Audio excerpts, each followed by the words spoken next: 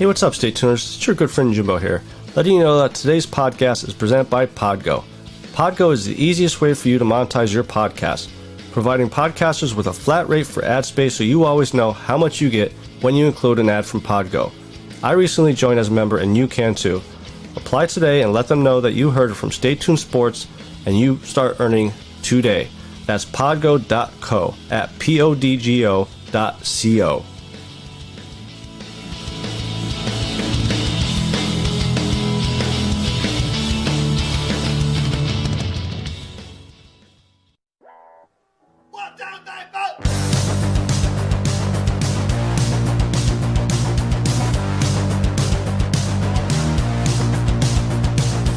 You heard the rest. Now here's the best Stay Tuned Sports Podcast. And hello there, all you Stay Tuners. Welcome back to another episode of Stay Tuned Sports. It's your good friend Jimbo here, back again, alone. Just like most of the weeks, but hey, you know, we still have fun with these shows. All the sports talk and everything. Some exciting stuff going on. As we're on the air now, recording for the show for tomorrow. A lot of baseball talk. New proposals being sent, supposedly, the rumors. Just like the past 3-4 weeks, is there going to be a baseball season? I still not sure. I don't think there will be, but also we have a former NFL quarterback trying his hand in baseball as well. And it's kind of a quarterback you probably didn't think, and no, it's not Kaepernick. And then I saw on, I believe ESPN start to put out some of their best players of the decade for each NFL team, and I went through some of those. I'm going to touch on the Eagles today. Possibly next week I'll go through another NFC East team or something like that. But before all that, head over to Twitter, follow us there at ST Sports Podcast, as well as our Facebook page and our YouTube channel.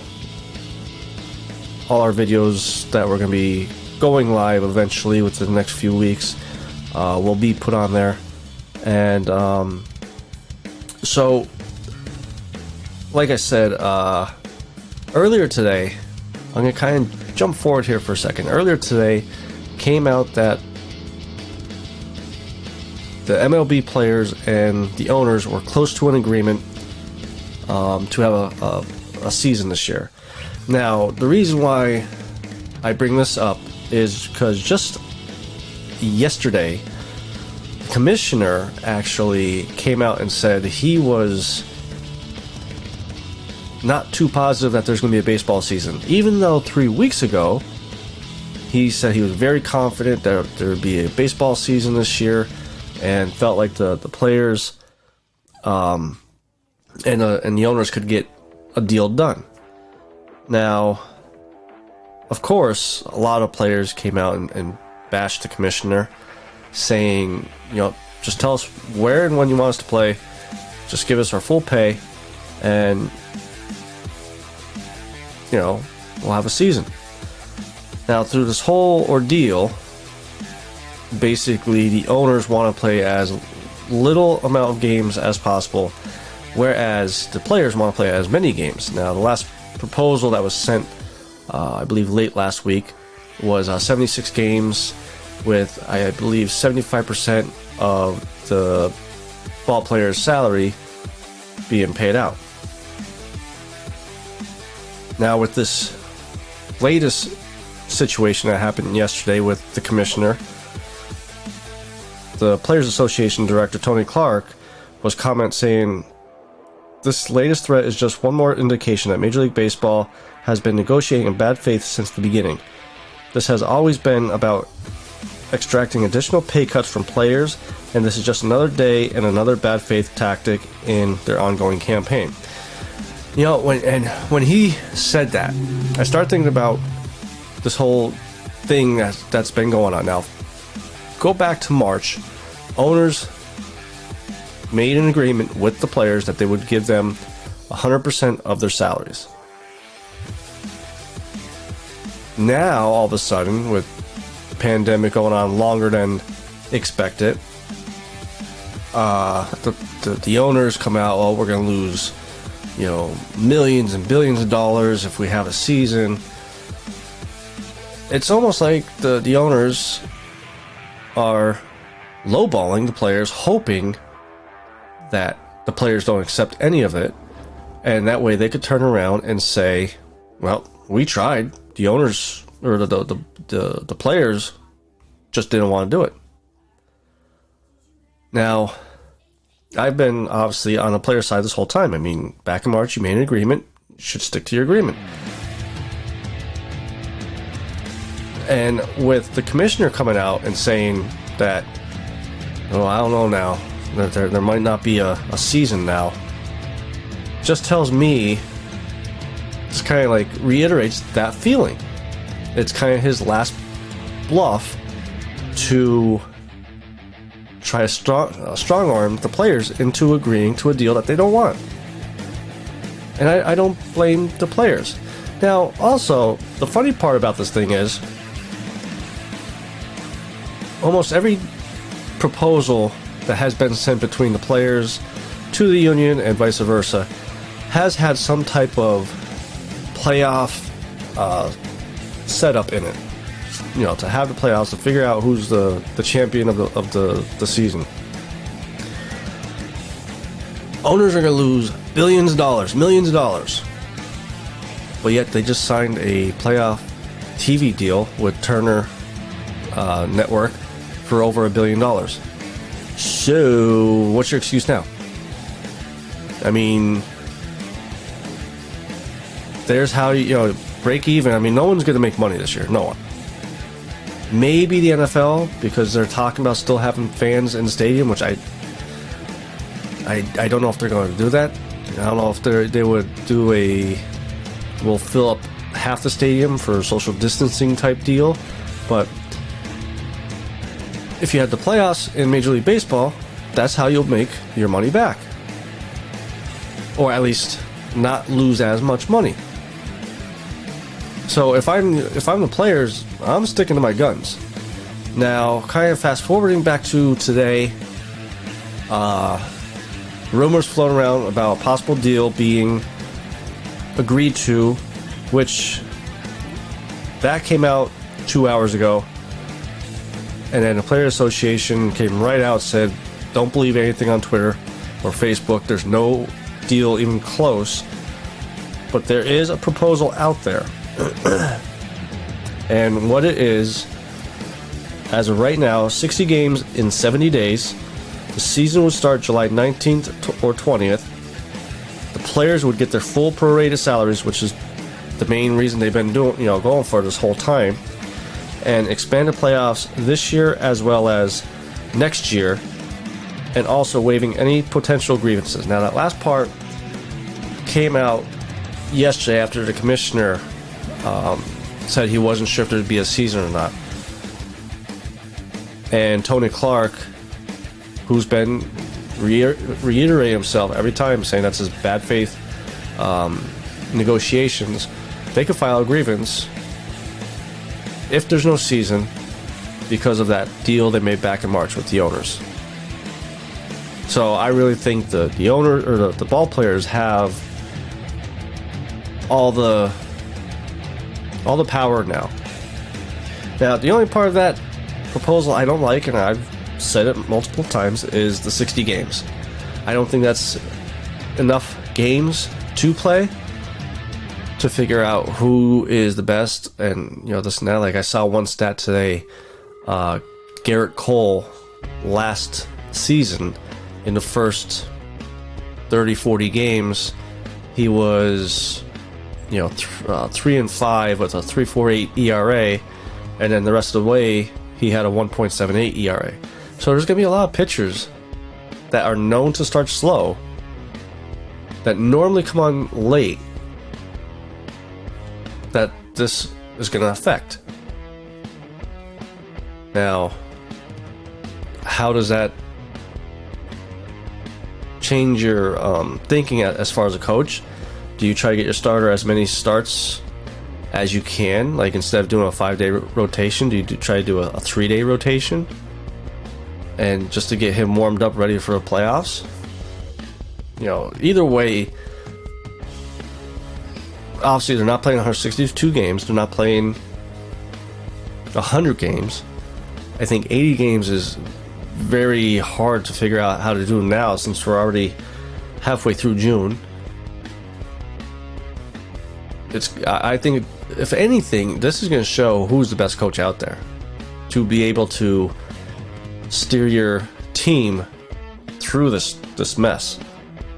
And also, I read an article by Buster Olney on ESPN talking about how Major League Baseball really, both as players and owners, screwed this up, because they could have been the first team or first sports league to be back out there on TV, showing how, like, paving the way for the NFL, the NCAA, the NBA to bring sports back. And here we are, mid-June, and they're still fighting over how many games, how much money. Partly, I do blame the commissioner, but he does work for the owners, so he's only a mouthpiece for the owners.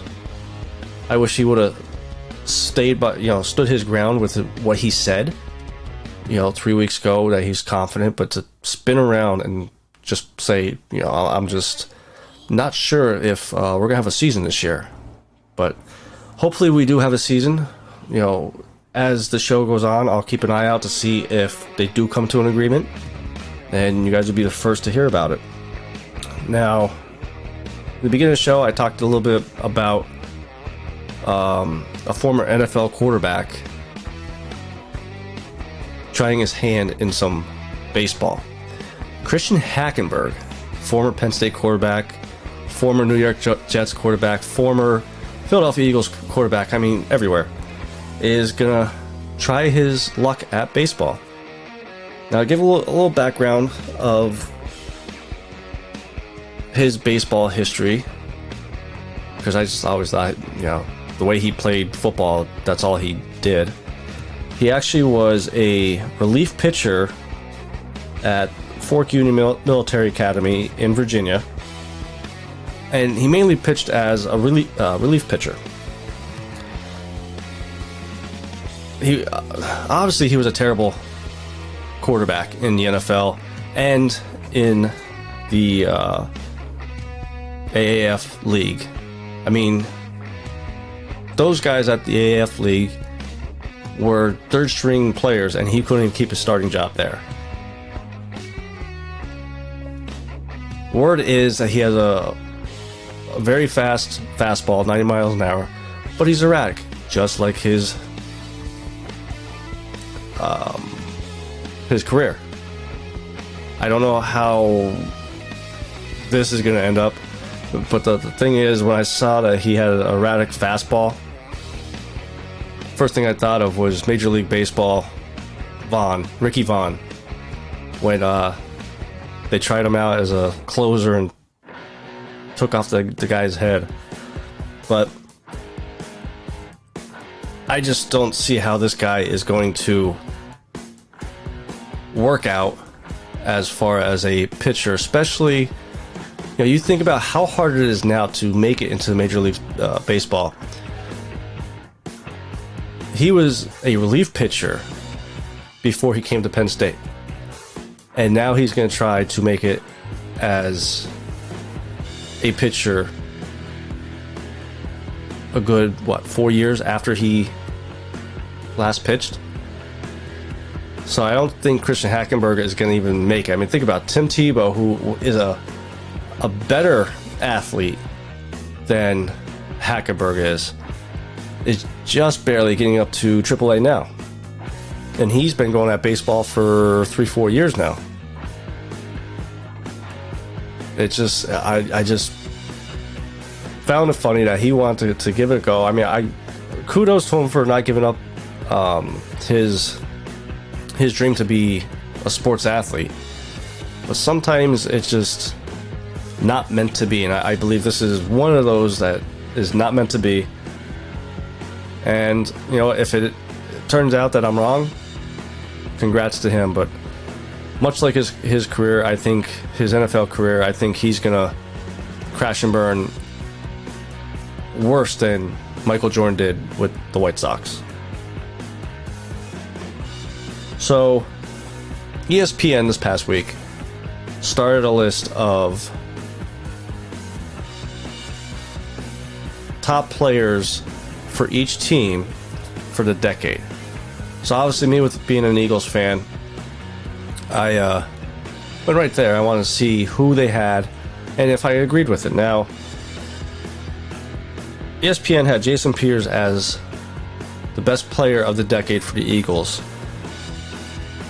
Just to give you a little bit of stats for him. I mean, he's a 6-time Pro Bowler and has been named on the Pro Football Hall of Fame All-Decade team.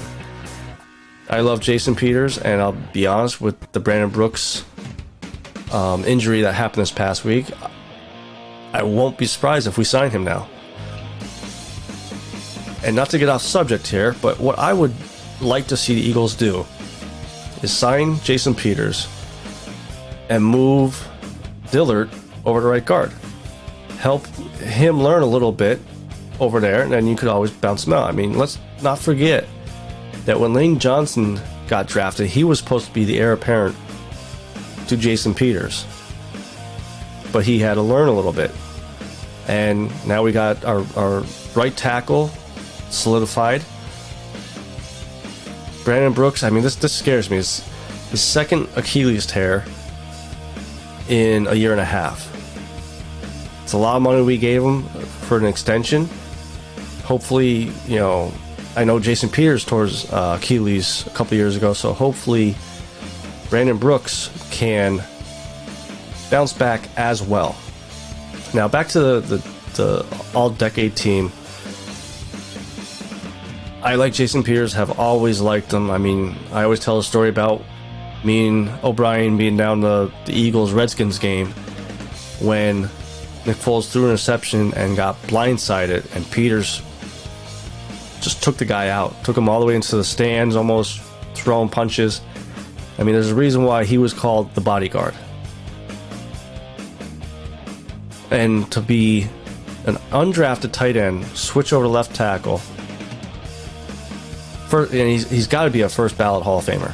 And I'm not saying that because I'm an Eagles fan, but he is one of the best left tackles in the league. That being said, I went with Zach Ertz. I mean, you think about past few years, how important he's been to this team. I mean, just 2 years ago, he set the record for most catches in a season with the 116 for a tight end. He beat out Jason Witten. He's a 3-time Pro Bowler, which, like I said, Peters is a 6-time Pro Bowler. And let's not forget the big touchdown he made in the Pro Bowl, or the Super Bowl. Before you all jump on me, oh, he fumbled. No. Cross the plane. Once it crosses the plane, it's a dead ball.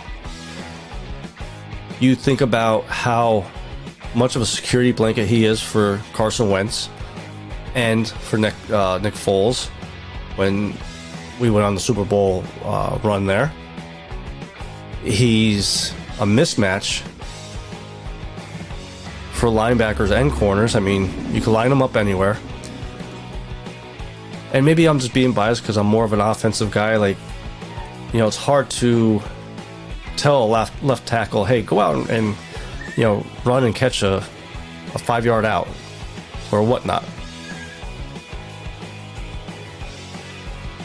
But yeah, Zach Ertz, I mean, and he's due for a big contract. And you know, we talked about George Kittle a couple weeks ago, looking at 17 million. I don't want to see Zach Ertz walk. I would pay him the 15-16 million because I think he's that important to the team until we get some better receivers on the outside there. He's already, I think I saw like 5th as far as receiving yards in Eagle history, and he's only been in the league for 4 or 5 years. You know, and it's just hard to not put him as the best Eagle of this decade. I know, you know, if O'Brien hears this or whatever he's going to say about Nick Foles, but fan favorite, yeah, he's definitely the fan favorite of the decade. I mean, Jesus, he helped bring the Super Bowl to us, but so did Zach Ertz. So that's my opinion about the best player of the decade for the Eagles. ESPN also had Fletcher Cox as a honorable mention. If it had to come to defense, I'm surprised Malcolm Jenkins wasn't picked over Fletcher Cox. I like Fletcher Cox, but you think about last season, he started very slow. That whole defensive line started very slow. Yes, he draws a lot of double teams and triple teams, but Malcolm Jenkins was the heart and soul of that defense, much like Brian Dawkins. Played every defense snap, never missed a game, and helped set up those, you know, inexperienced corners the best he could. So to reiterate, I definitely would take Malcolm Jenkins as my defensive player of the decade for the Eagles, as well as Zach Ertz for my offensive player of the decade. Now, before we go, I want to talk a little bit about Amanda Nunes and UFC. So, she came out this past week and was talking about possibly retiring. You know, financially, she said she's in a good position. Her and her girlfriend are expecting a daughter, I believe, soon. Definitely a kid, but I'm pretty sure she said a daughter. And is okay with walking away from UFC as the double champ, defending both belts. And you know what? I don't blame her. Because think about it. Who else is there other than Shevchenko to face? She beat one of the best, if not the best, in Chris Cyborg. And not just beat her, just embarrassed her. She destroyed Ronda Rousey, who helped bring women's MMA to UFC. And what, you know, on also the other hand, you know, you don't know everything behind closed doors. And even though she said she's set up financially, how much of it is financial? I mean, we already saw John Jones, Jorge Masvidal complain about their pay. Henry Cejudo complained about his pay in a way, said that he would come out of retirement for the right price. Conor saying that, you know, he's retired because there's no one out there to fight. I still don't believe that. I think we'll see him in September. But I could see Amanda Nunes walking away at the top of her game. I mean, she's done everything. Dana White joking around saying that, you know, he'd kill her if she walked away, but hey, according to you, Dana, they're independent contractors, so which means they could do whatever they want, whenever they want. So before I go, let me just check Twitter real quick, see if there's any updates about the baseball season. But before we go, head over to Twitter, follow us there at ST Sports Podcast, as well as liking our Facebook page and subscribing to our YouTube channel. For everybody that came to the live airing of the show here, thank you for coming.